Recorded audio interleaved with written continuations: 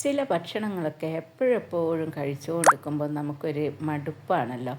അപ്പോൾ അങ്ങനെ മടുപ്പാണ് എനിക്ക് ഈ ചിക്കൻ ബിരിയാണി. അപ്പോൾ ഞാൻ ഇന്ന് മീൻ ബിരിയാണി ഉണ്ടാക്കാമെന്ന് വിചാരിച്ചു. അങ്ങനെ കുറച്ച് അയക്കൂറ കഷ്ണങ്ങൾ വാങ്ങിച്ചു. അപ്പോൾ അത് മഞ്ഞൾപ്പൊടിയും മുളക് പൊടിയും അതുപോലെ കുരുമുളക് പൊടിയും ലൈറ്റായി ചേർത്ത് കൊടുത്ത് ഫ്രൈ ചെയ്തെടുക്കുന്നുണ്ട്. നല്ല വെളിച്ചെണ്ണയിലാണ് ഫ്രൈ ചെയ്തെടുത്ത്. അതേ എണ്ണയിൽ നമുക്കിതിൻ്റെ മസാല തയ്യാറാക്കണം. അതിനു വേണ്ടി ഞാൻ ആദ്യം തന്നെ സവാളയാണ് ഇട്ട് കൊടുക്കുന്നത്. സവാള ഇട്ട് കൊടുത്ത് അപ്പം തന്നെ ഉപ്പിടണ്ടേ, അത് നന്നായി വാടി കഴിയട്ടെ. അതിനുശേഷം പച്ചമുളക്, ഇഞ്ചി, വെളുത്തുള്ളി പേസ്റ്റ്, അതും പച്ചമണം മാറിക്കഴിഞ്ഞിട്ട് തക്കാളി ചേർത്ത് കൊടുത്ത് ഒരു വശത്തു നിന്ന് ഇതാ അണ്ടിപ്പരിപ്പ്, മുന്തിരി, സവാള ഫ്രൈ ചെയ്തെടുക്കുന്നുണ്ട്. അത് റൈസിന് വേണ്ടിയാണ്.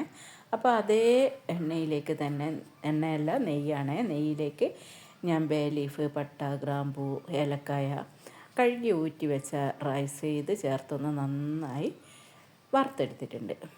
അപ്പോൾ എനിക്ക് ഈ വറുത്തെടുത്ത് ബിരിയാണി റൈസ് വേവിക്കുന്നതാണ് ഇഷ്ടം. അതിൽ ഞാനൊരു ചെറിയ കഷ്ണം തക്കാളിയും ഇഞ്ചി വെളുത്തുള്ളി പേസ്റ്റും കൂടി ചേർത്തിട്ടുണ്ട്. ചെറുനാരങ്ങ നീരും ഉപ്പും ഒക്കെ ചേർക്കാൻ മറക്കരുത്. അപ്പോൾ ഈ മസാലയ്ക്ക് ഞാൻ ആദ്യം പച്ച മീനാണ് ഇട്ട് കൊടുത്തത്. അതൊക്കെ വെന്ത് സെറ്റായി വന്നതിന് ശേഷമാണ് ഞാൻ ഫ്രൈ ചെയ്ത മീൻ ഇട്ട് കൊടുത്തത്. അപ്പോൾ അതിൽ നിന്ന് 2 കഷ്ണം നമ്മൾ ഈ വെന്ത റൈസിലേക്ക് ഇട്ട് കൊടുത്ത് ആകെപ്പാടെ ഒന്നങ്ങ് തട്ടിക്കൊടുക്കുക. അപ്പോൾ ആ ഒരു ഫ്ലേവർ, ഫിഷിൻ്റെ ഫ്ലേവർ റൈസിലൊക്കെ ആകെ അങ്ങോട്ട് വരിക. അപ്പോൾ റൈസ് ഒരു സൈഡിലേക്ക് മാറ്റിയതിന് ശേഷം നമ്മൾ ഈ ബിരിയാണീൻ്റെ മസാല ഇട്ട് കൊടുക്കുക.